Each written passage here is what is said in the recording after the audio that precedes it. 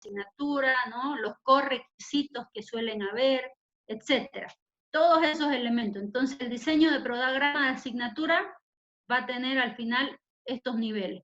La identificación de la asignatura, la descripción, es decir, nombre de la asignatura, introducción a la zootécnica, la descripción, la zootecnia. En este curso, en esta materia, buscaremos que el estudiante alcance tales y tales. Resultados de aprendizaje. Al final del semestre el estudiante será capaz de tal y tal y tal. Sistema de evaluación. Esta materia se evaluará a través de 3 exposiciones. La primera estará basada en la revisión bibliográfica y se evaluará el dominio conceptual lexicográfico de la zootecnia. Esa es la primera evaluación, que valdrá 20 puntos. La segunda evaluación considerará elementos empíricos que el estudiante deberá adquirir a través de horas de laboratorio y me sistematizará y expondrá a sus compañeros en una presentación de 10-15 minutos. Y así, estoy dando ejemplos, por supuesto, ¿no? Y por supuesto la bibliografía, las fuentes con las que el estudiante trabaja. Algo que ayuda muchísimo, esto, fíjense, esto es lo global. Y esto de aquí nos vamos al zoom del zoom. Establecemos variables en la determinación del valor en horas a desarrollar los contenidos de la materia. En la variable 1, 50 horas de trabajo semanal, considerando tiempo presencial más tiempo no presencial, es decir, trabajo autónomo, que ocupa el estudiante a tiempo completo. Variable 2, 36 horas semanales lectivas anuales, semestre 18 semanas académicas. Variable 3, 1800 horas cronológicas de dedicación anual, 50 horas semanales por 36 que son divididas.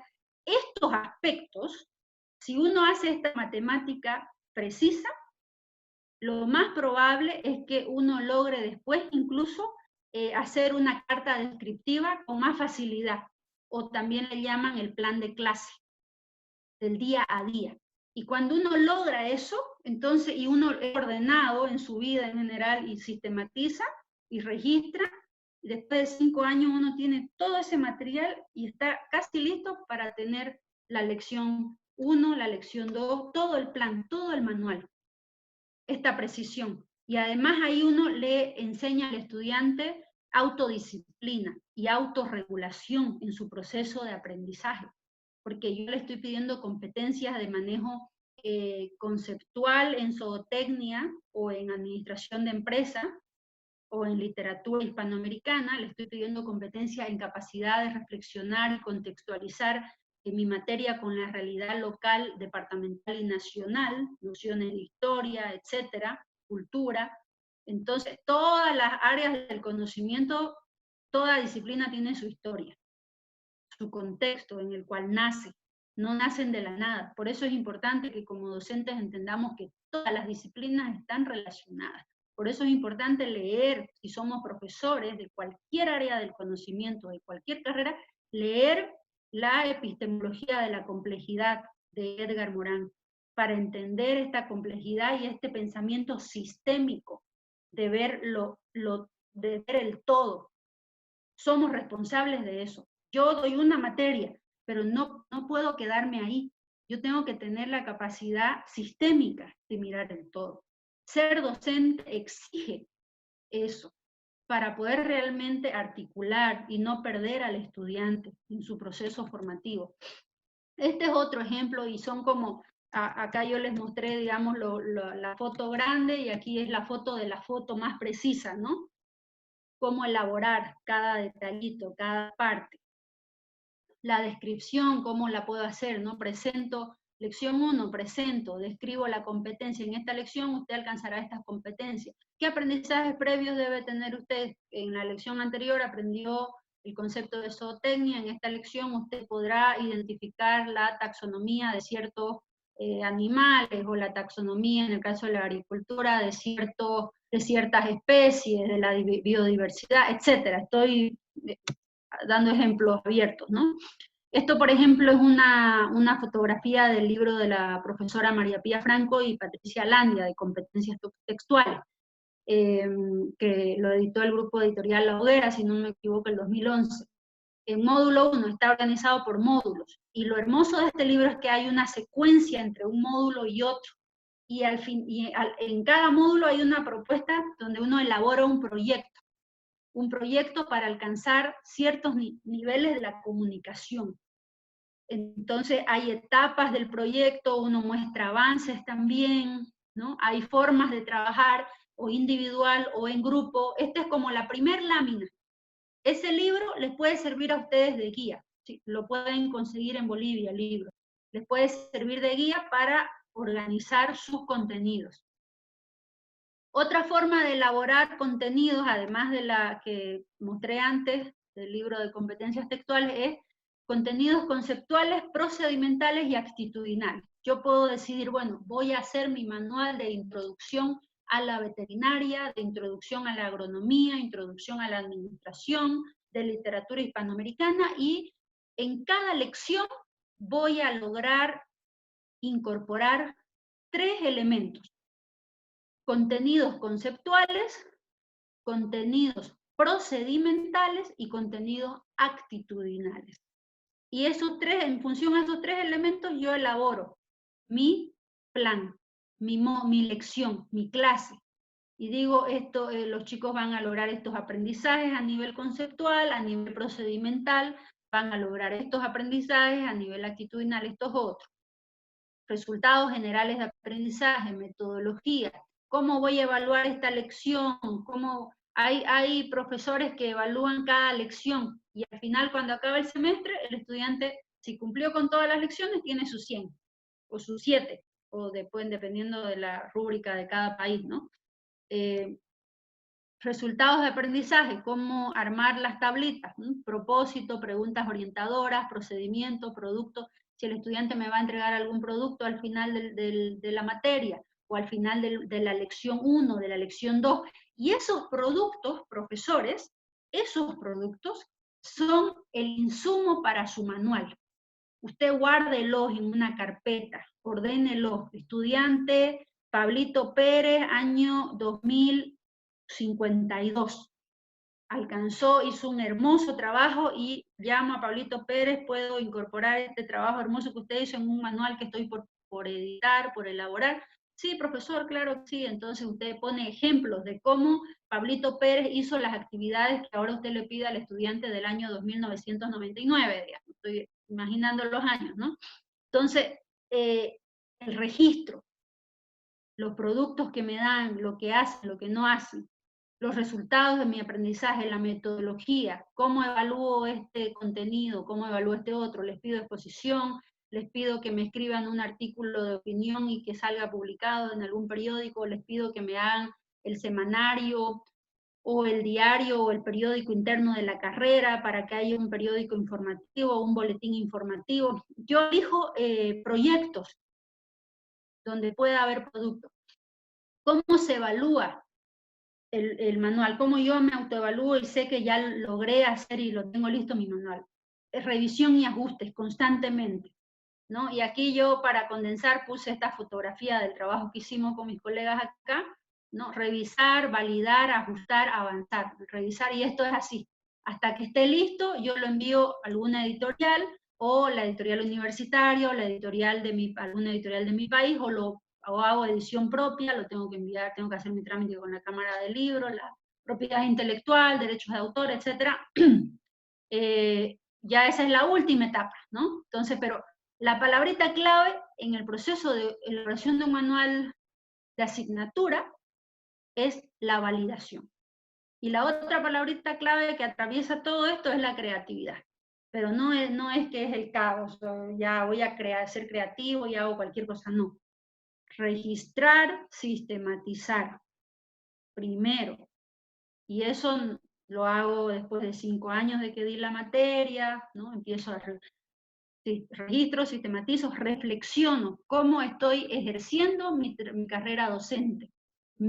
Si soy médico y casi toda mi vida es en torno a ejercer la medicina, a hacer cirugías, a atender a mis pacientes, y solo doy una materia, entonces, y quiero hacer mi manual de asignatura, entonces yo voy a necesitar a alguien que me ayude a sistematizar.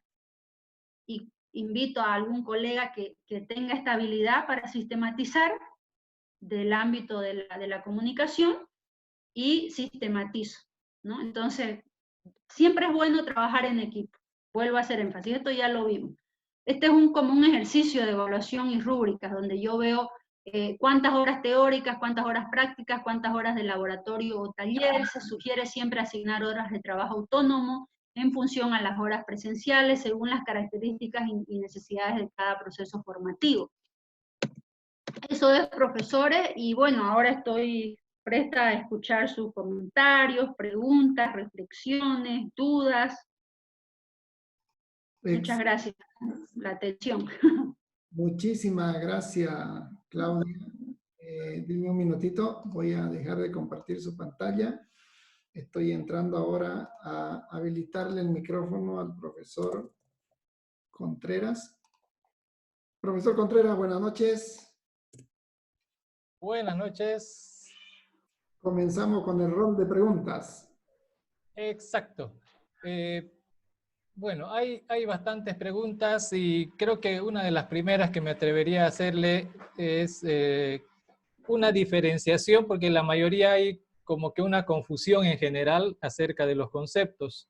Y para aterrizar y después ya le hago las preguntas, sería la diferencia, por ejemplo, entre los libros de texto de los escolares de colegio, ¿no? Me imagino que usted ha visto varios de estos textos que hay en los colegios. Los libros que nosotros los profesores le decimos, mire, aquí está este libro de texto que es el que vamos a usar para la materia, y los manuales que, bueno, en el término de informática usamos harto la palabra manual.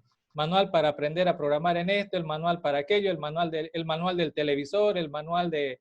Entonces, el término manual lo usamos casi, creo yo, en Bolivia, en estos términos de esas cosas que nos ayudan, que nos sirven para hacer algo, para aprender a hacer algo, digamos, ¿no? Y en el caso de las materias usamos más el término libro de texto, que varios colegas han escrito, digamos, dentro de la universidad. Creo que conozco uno, por lo menos sé de unos 20 libros de texto, pero deben haber hasta más. Entonces, una diferenciación entre esas tres cosas y ya luego le hago el resto de las preguntas.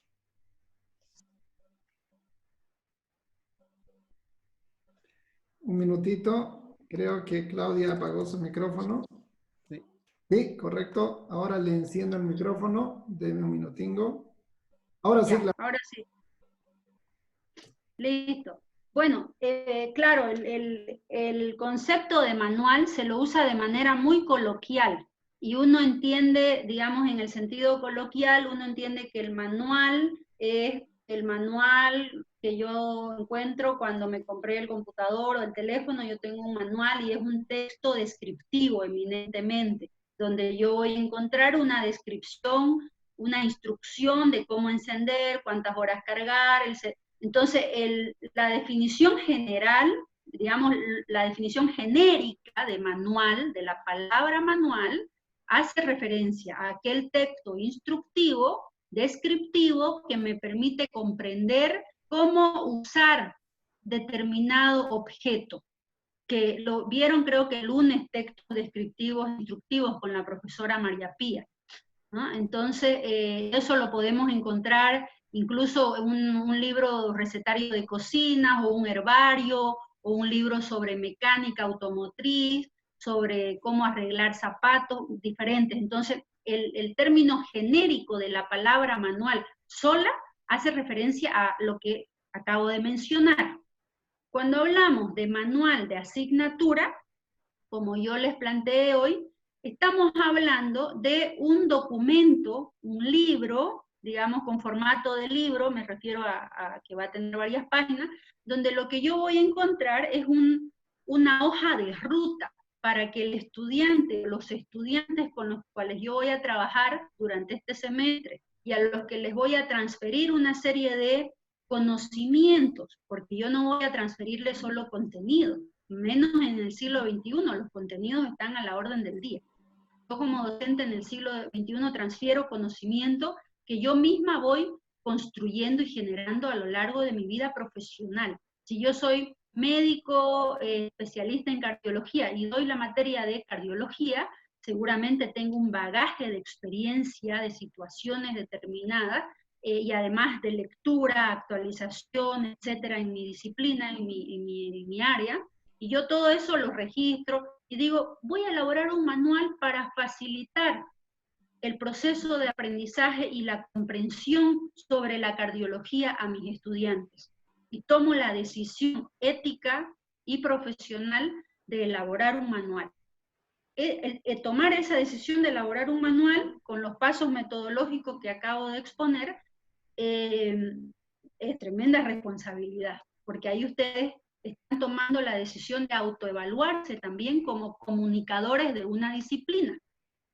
Porque uno como docente de alguna manera, o sea, todo docente es necesario que aprenda, desarrolle la habilidad de comunicar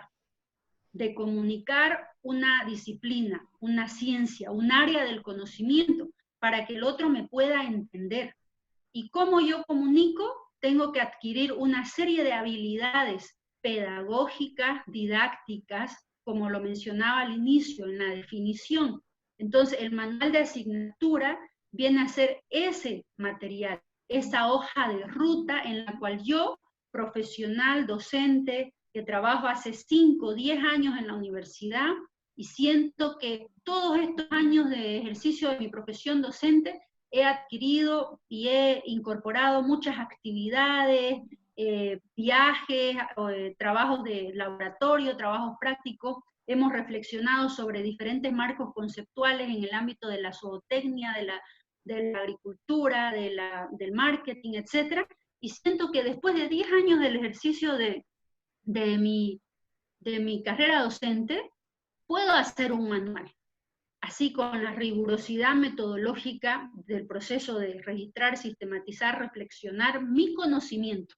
Un manual es una oportunidad que un manual de asignatura es una oportunidad que uno se da como profesor de una asignatura para reflexionar sobre su propio proceso en el ejercicio de la docencia de esa materia, de esa disciplina. Eso es importante tenerlo en cuenta. Ahora, el manual, digamos, de materia de colegio, que le llaman, esos son los libros de texto. Cuando yo era profesora, me acuerdo de lengua y literatura, y también de filosofía, enseñé en el Colegio Sierra, el alemán, y en otras zonas rurales, por ejemplo, en los libros de texto, cuando uno es profesor, al profesor le dan además un manual para usar el libro. ¿Se fijan? Ese manual no llega al estudiante. Entonces, Santillana nos entrega, por ejemplo, un manual aparte del libro. Y hay un manual, el grupo editorial La Hoguera entrega un manual también, ¿no? Bueno, acá las diferentes editoriales en diferentes países entregan un manual al profesor para que sepa cómo usar el libro de texto, o le dan sugerencias, o tips, o links, o hipervínculos. Entonces, el libro de texto lo que vendría a ser es una guía de contenidos, ordena contenidos, pero no genera actividades donde hay una medición rigurosa de las horas, los logros que va a tener mi estudiante en las horas prácticas, los logros o resultados o competencias que va a adquirir mi estudiante en las horas teóricas, en las horas de laboratorio. Esa rigurosidad, el manejo del tiempo en su proceso de aprendizaje no está dada en los libros de colegio, ya sea de nivel primario o secundario. Lo que hay en los libros de texto, hay una que otra actividad, por supuesto, se proponen diferentes actividades, ejercicios. En la página 55 realice el siguiente esquema a partir de la lectura sobre el mito de Prometeo, etcétera, ¿no? Entonces, y los chicos tienen que ir a leer de nuevo y responder, comprensión lectora. Esos son ejercicios que tributan más al contenido, a que el estudiante logre contenidos, logre conocer ciertos contenidos que, claro, las editoriales previamente hacen una investigación, tienen un equipo, pedagogo, etcétera, de cada disciplina, un historiador, una filósofa, etcétera, y van validando contenidos. Entonces, el libro de texto de colegio responde a contenidos organizados de manera bien articulada, coherente, hay una secuencia. Esa es la diferencia. El manual de asignatura en universidad, además, como les dije en la exposición, es muy importante la referenciación actualizada y precisa. Referenciación es decir, la fuente bibliográfica, hemerográfica, hipervínculos, instituciones a las que pueden los estudiantes asistir para relevar cierto conocimiento que a veces no está en los libros. En el caso de sociología, hay mucho conocimiento sobre las tierras bajas de Bolivia que no está en libros, que está, sin embargo, en APCOP o en el Museo de Historia y Archivos Regionales de la Gabriel. Entonces, hay diferentes contenidos que de acuerdo a su carrera, a su disciplina, uno ya tiene que decidir cómo los organiza y cómo los direcciona. Y lo que hace el manual de asignatura universitaria es eso, es marcar la hoja de ruta de la carrera del profesional, del futuro profesional, para que no se disperse su proceso de aprendizaje, para que no se pierda en la carretera, por así decirlo, y de esa manera logra además alcanzar diferentes habilidades conceptuales, tenga dominio de los conceptos, maneje bien los léxicos de su carrera, de su disciplina. En vez de decir esto o la cosa, pasame el coso, el no sé qué, él va a saber decir pasame el bisturí, y sabe lo que es un bisturí. Entonces, eso es lo que se busca en un manual de asignatura de una carrera universitaria. Precisión metodológica, conceptual. No sé si respondí la pregunta. Está bien, profesora. Ahora sigamos con las demás preguntas. ¿Cada cuánto debería actualizarse el manual de asignatura?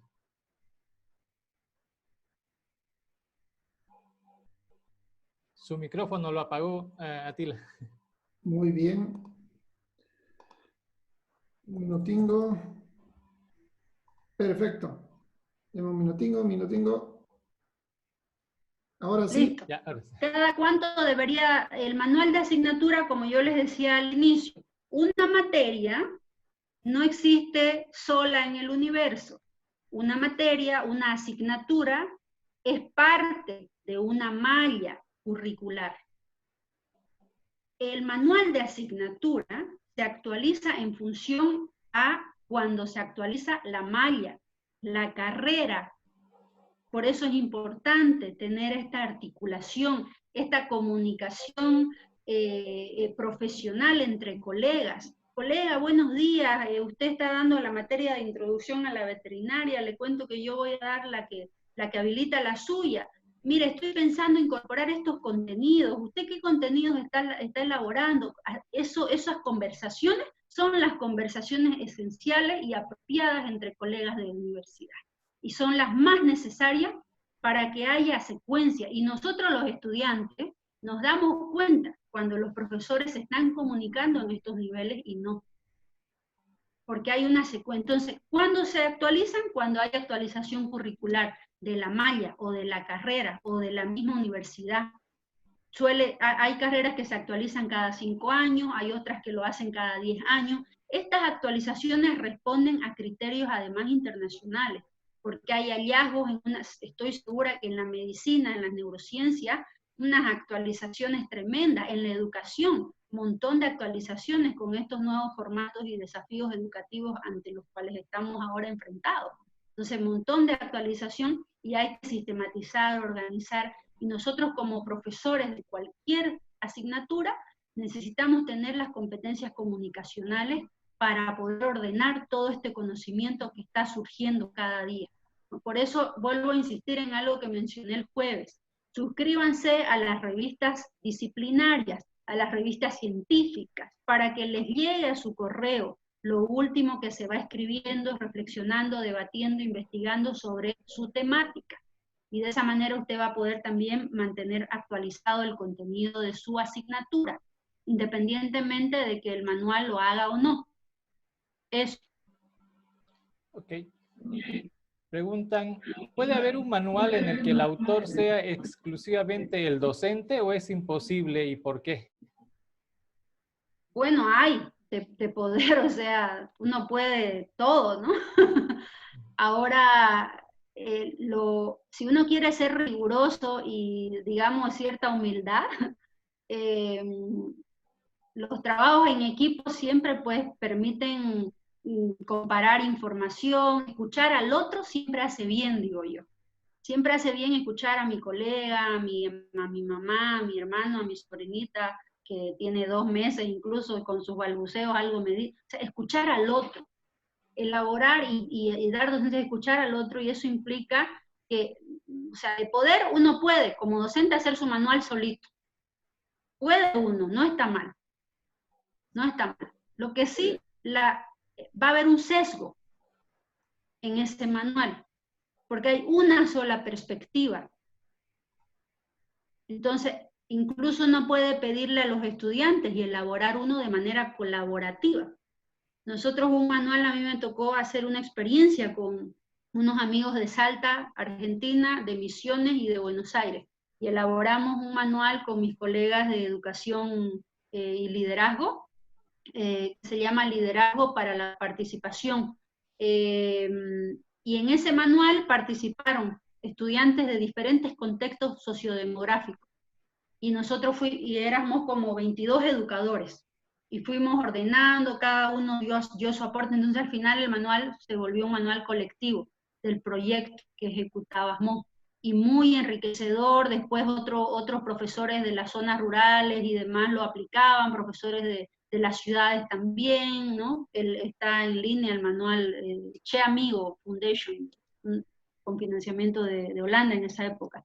Después este manual que hicimos Profes Fuera de la Caja, o mi amiga y escritora Jessica Freudenthal, por ejemplo, que elaboró un manual bellísimo con su colectivo Chuimampi, un manual para estimular la lectura de poesía en niños y profesores, y trabajar con la poesía para abrir la mente y la creatividad, ¿no? O un colega también que da docencia, pero que es biólogo, acá en Chile. Él elaboró un manual interesante igual sobre cómo acercarse a la biodiversidad de los mares, ¿no? de los lagos que están en ciertas zonas. Entonces, siempre trabajar en equipo me va a ampliar la perspectiva. De poder uno puede hacer su manual solo, pero no olvidemos que todo documento tiene etapas. Uno, o sea, incluso yo que egresé de filología, pido que me hagan corrección de textos, corrección de estilo, porque uno a veces vacía sus ideas, su creatividad, y cuando mira a alguien más, resulta que se le fue una i o una tilde, etc.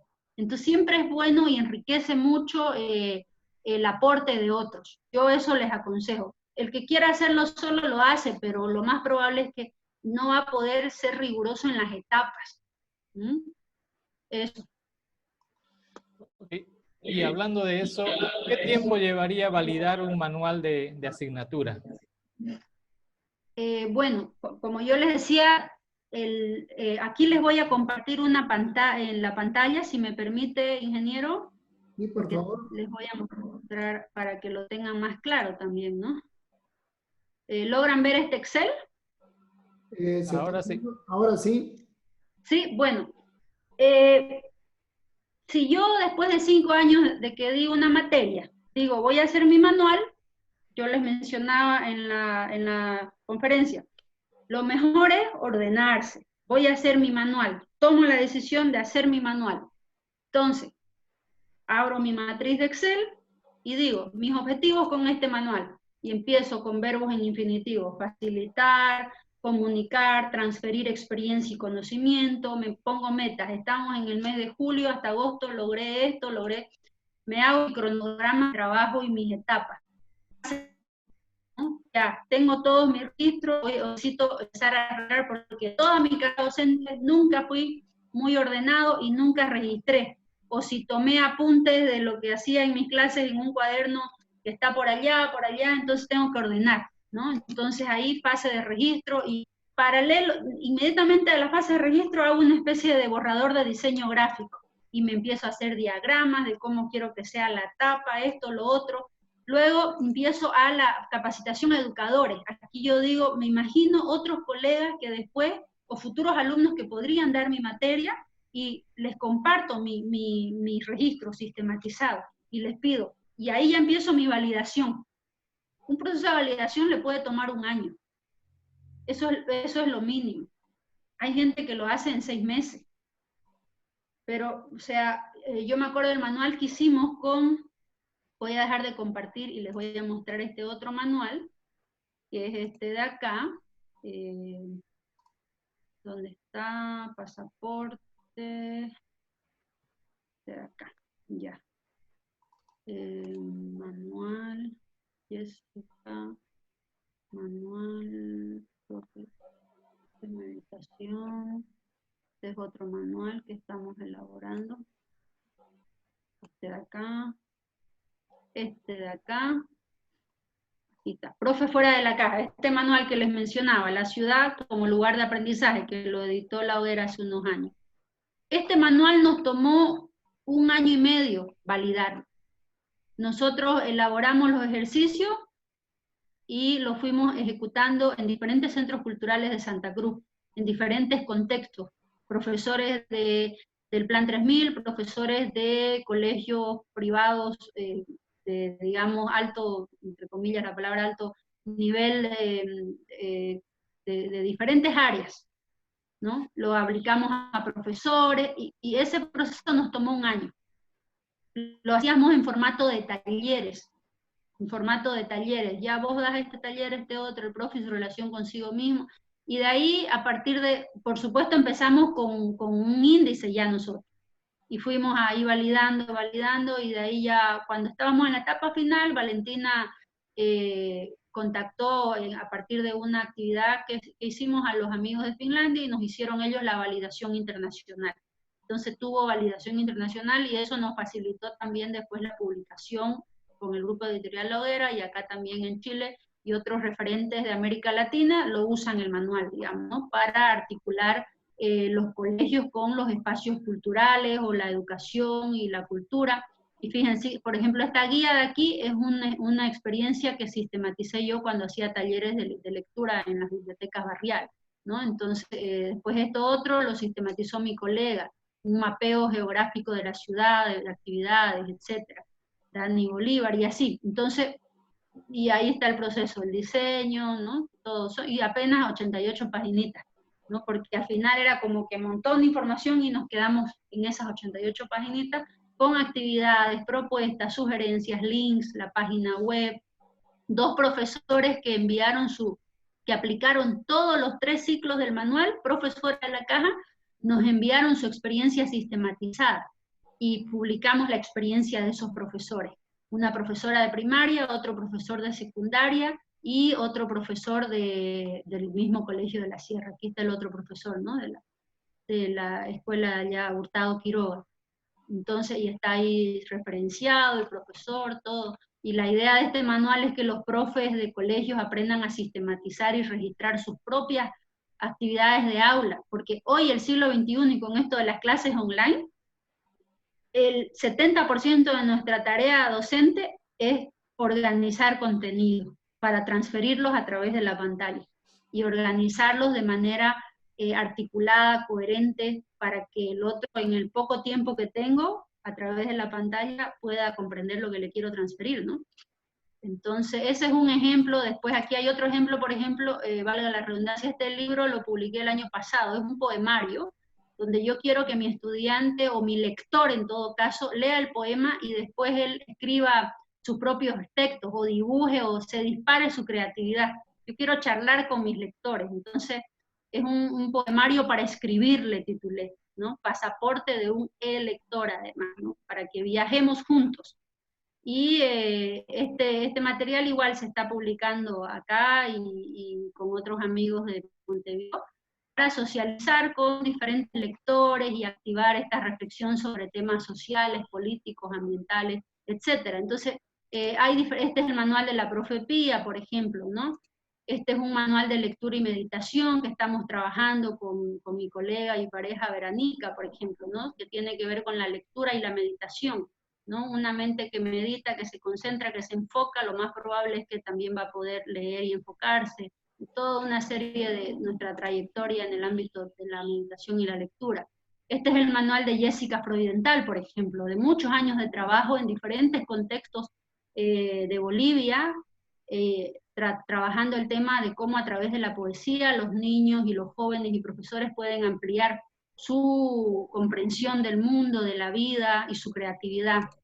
Este es un manual que está en proceso, que es de escritura creativa y literatura, para una editorial que estoy elaborando, entonces, y hay ahí diferentes formatos. Aquí no, este manual, por ejemplo, no ha pasado la etapa de diseño, solo se ha vaciado la parte didáctica del contenido, ¿no? Entonces, esas son las distintas etapas, y la validación y el proceso de validación es exigente.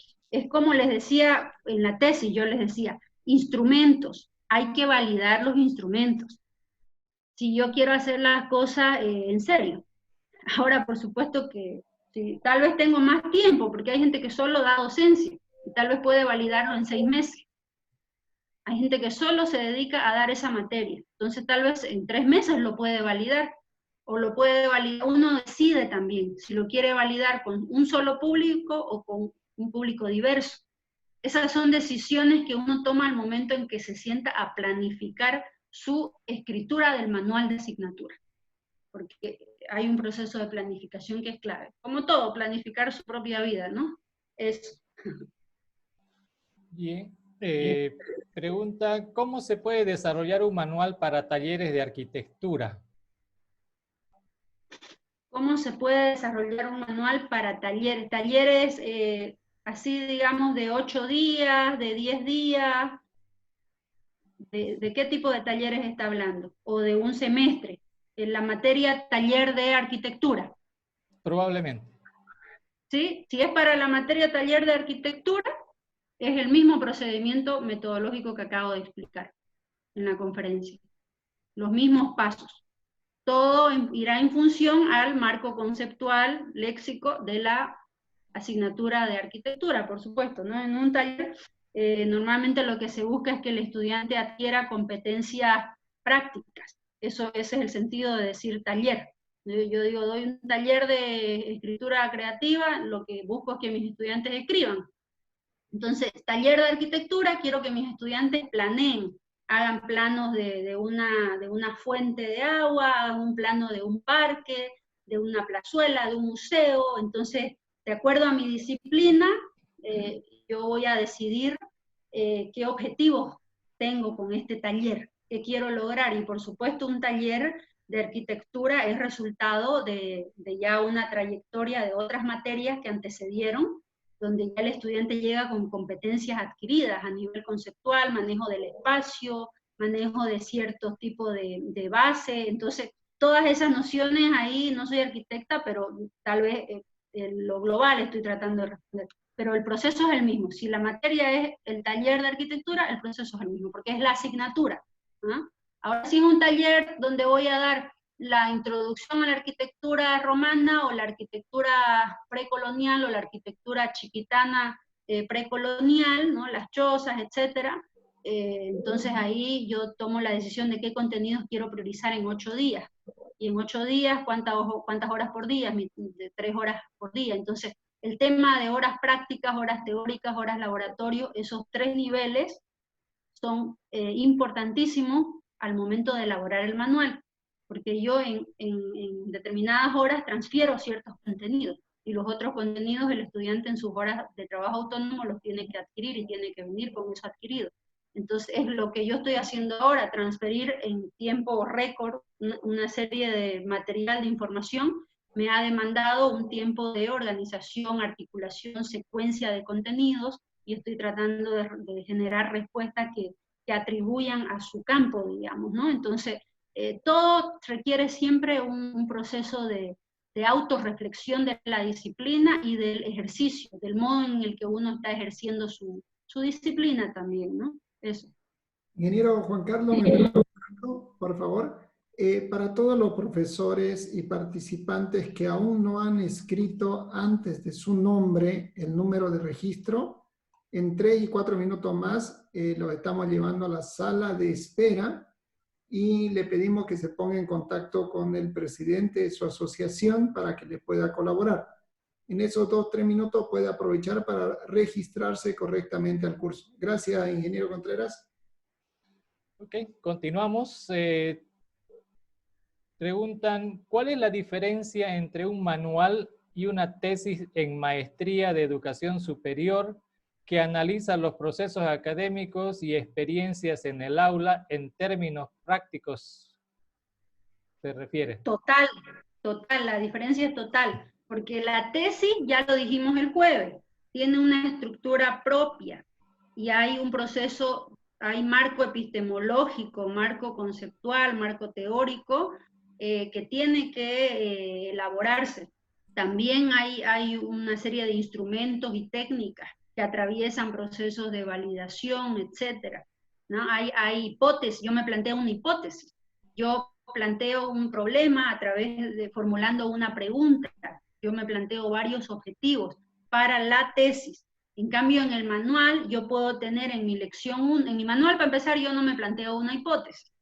Cuando yo hago el manual, no me planteo una pregunta, no hay un problema que yo me planteo en formato de pregunta.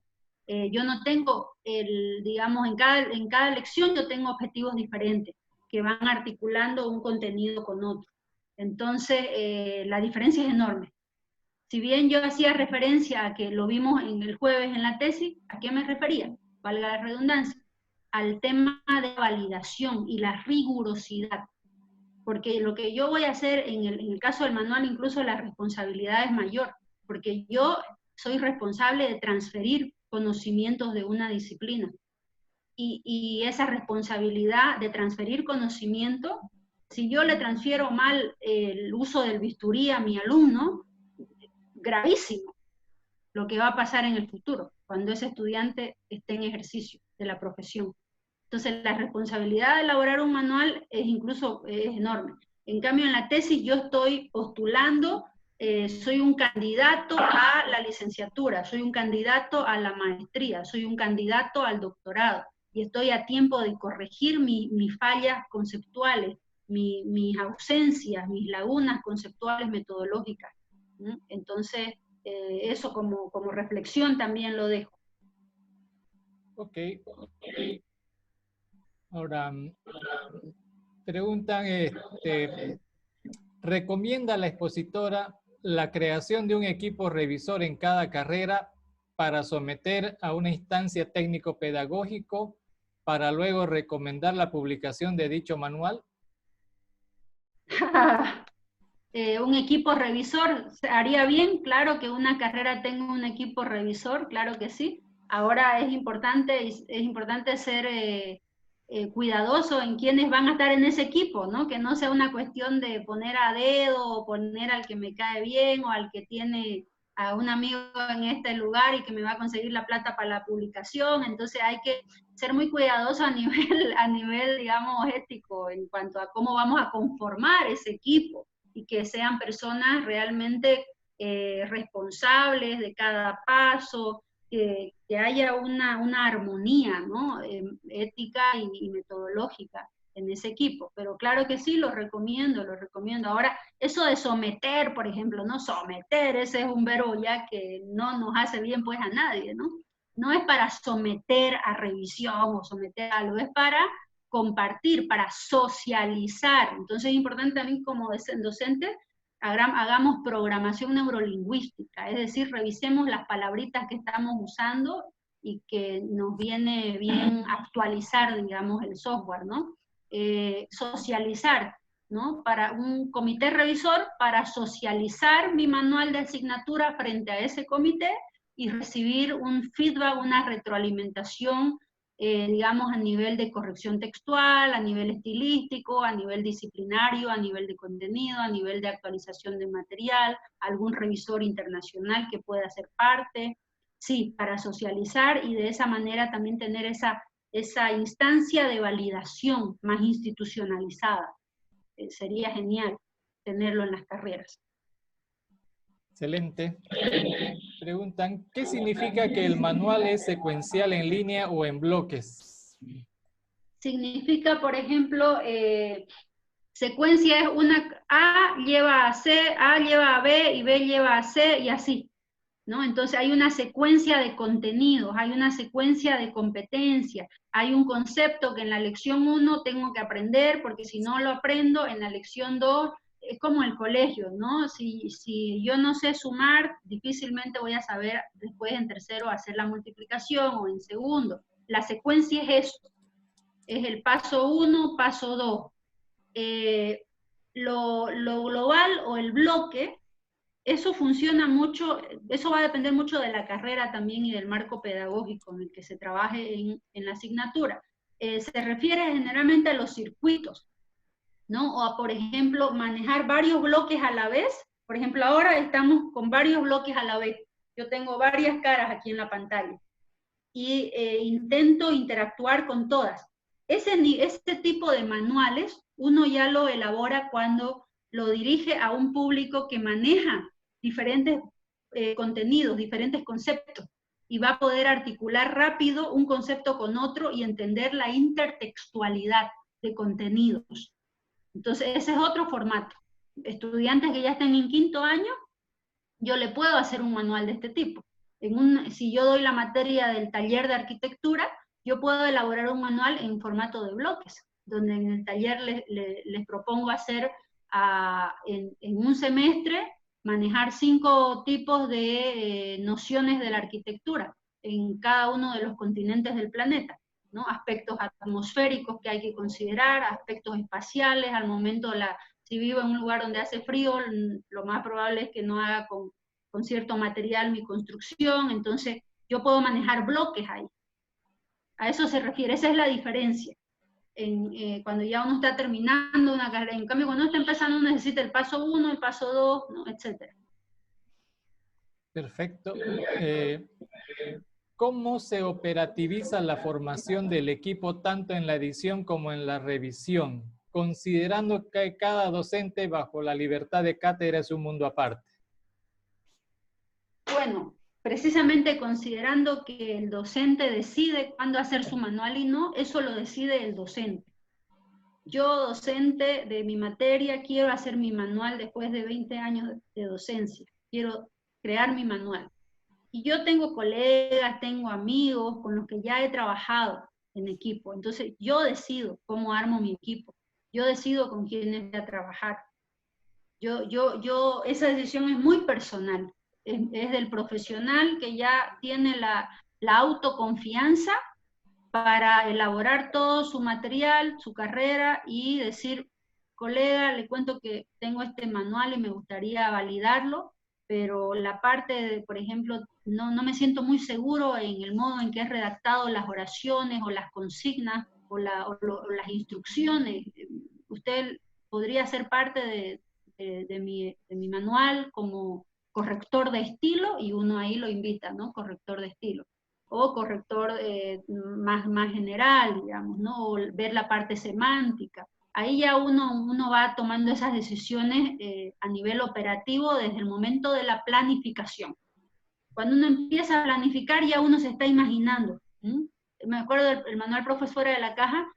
Yo al momento de lanzar el proceso de escritura la llamé a esta amiga que en esa época vivía en Estados Unidos y le dije, estoy haciendo esto, oye, ¿qué te parece? ¿Te gustaría que lo hagamos juntas? Y claro, mandame, me entusiasma la idea. Y lo vio, nos hicimos una llamada y empezamos. Y de ahí con mi otro amigo en otra etapa, y eso se va operativizando desde el momento en que yo me siento a hacer la planificación, y ya yo voy pensando en las personas, colegas profesionales que siento que van a engancharse con mi proceso creativo. Excelente. Ahora preguntan, ¿es una memoria que se actualiza periódicamente? Sí, el manual es una memoria que se actualiza periódicamente, eso están preguntando. Sí. Bueno, memoria, la palabra memoria, digamos que no es una memoria, porque tal vez quiere decir si es un documento que se actualiza de manera periódica. No es un libro de actas, no es, ¿no? Un libro de actas es lo más cercano a una memoria, ¿no? No sé, un libro de actas, reunión del día tanto, el día así. Pero un manual no es una memoria que se actualiza. Un manual es un documento donde yo vacío mis años de experiencia docente, mis años de experiencia profesional, de manera ordenada, sistematizada, tomo decisiones a nivel metodológico, a nivel de cuántas horas voy a trabajar en aula, cuántas horas el alumno va. Entonces son otras decisiones que no tienen que ver con o sea, no es una memoria. Excelente. Los manuales de materiales al perfeccionar el proceso y desarrollar la especialidad del tema, ¿me impide cambiar de paradigma o me ayuda a generar nuevos métodos? El tema paradigmático uno lo va actualizando a lo largo de su carrera profesional. Uno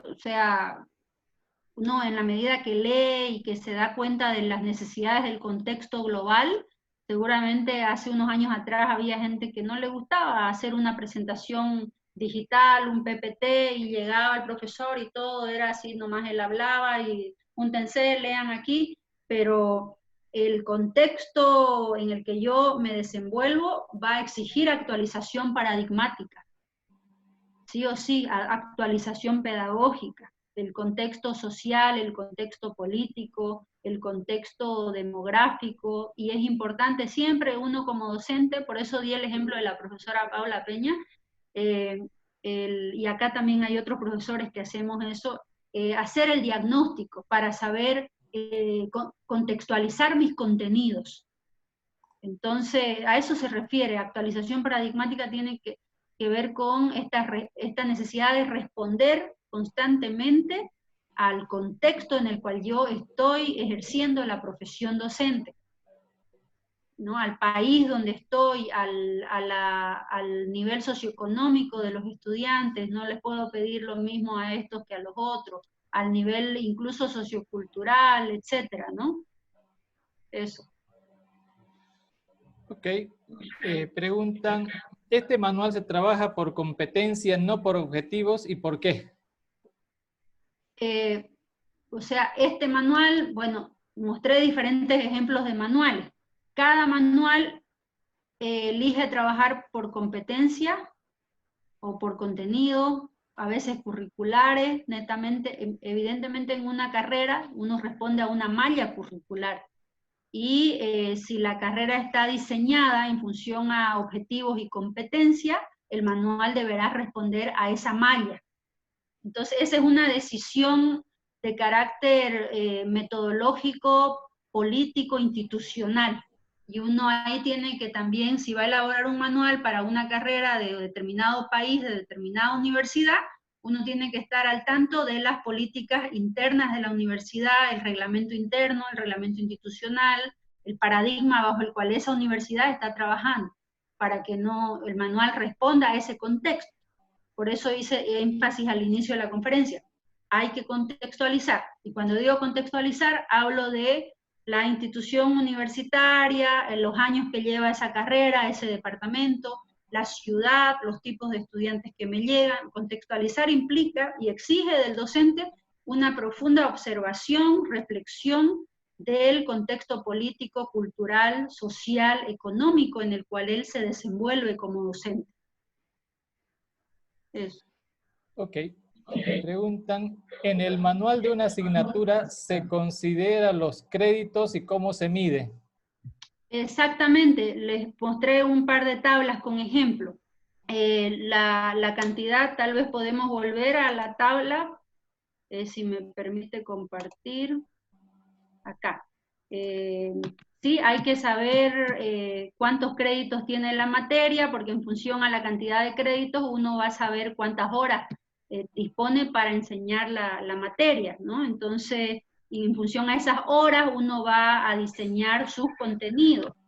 En función a esa hora uno va a diseñar el contenido. No sé si lo logran ver ahí, este de aquí.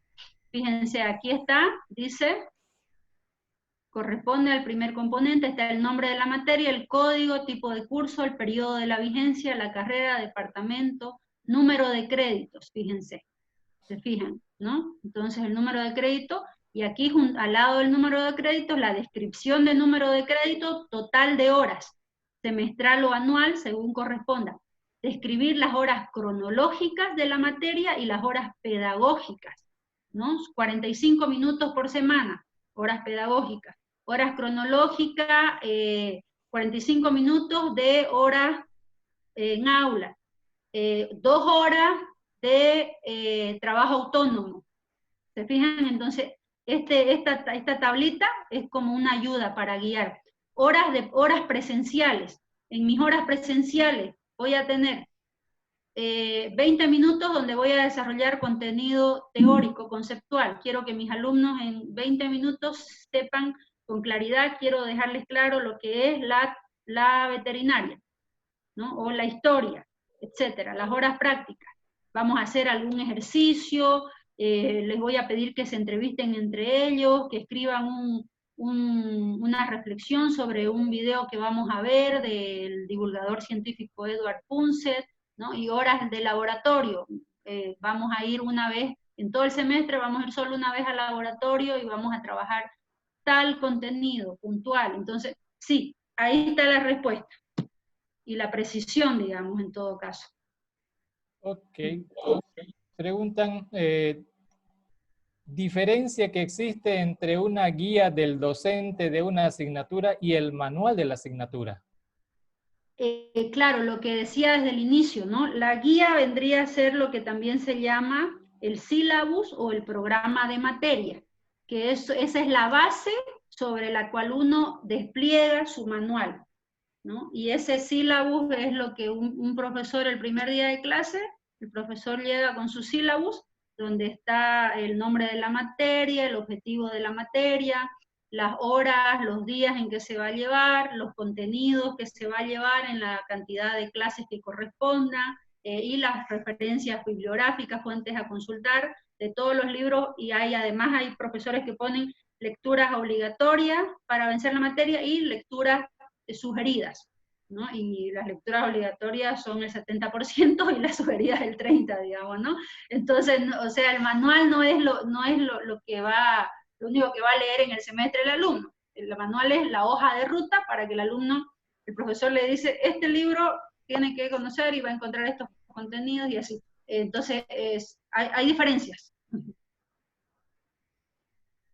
Ok, bueno, eso es todo porque habían otras preguntas, pero son son repetitivas de cosas que ya explicó Claudia, así que yo creo que ya podemos pasar a la fase de preguntas directas. Muy bien, agradecemos a todos los presentes por la sesión. Recuerden, con esto hemos terminado las 8 sesiones, que es un vistazo rápido sobre la producción y evaluación de textos académicos y científicos. Muchísimas gracias.